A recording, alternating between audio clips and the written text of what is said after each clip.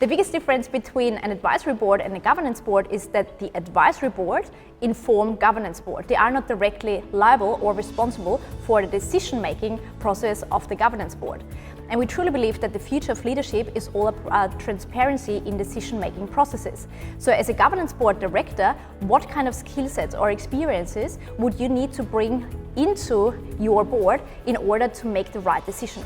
Well, a governance board, whether it's a director of one or a director of many, is absolutely essential for any organisation.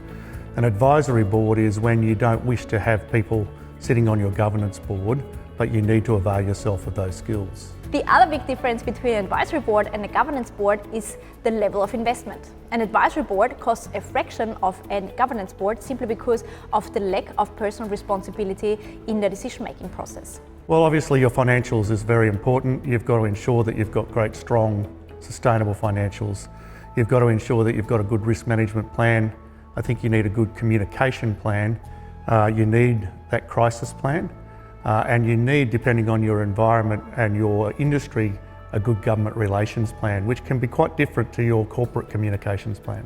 An advisory board can be very helpful where you're wishing to bring in a skill set that you don't have within your organisation at this particular stage, but you don't want to give away control. So this is about ensuring that you've got access to the skills that you need to grow your business, but it's not about giving away legal ownership or liability. There is not a one-size-fits-all approach when it comes to the duration of an advisory board. However, depending on the project and the challenge that you want to solve, we see typical engagements between 6 and 18 months. So the chair for an organisation will depend on what stage the organisation is at, but fundamentally you have to have very strong values and ethics, and you need to be able to assist the company going forward and in adding value. So I think fundamentally for me, it's about being able to add value, but you have to be able to act amongst a core set of values and principles and ethics.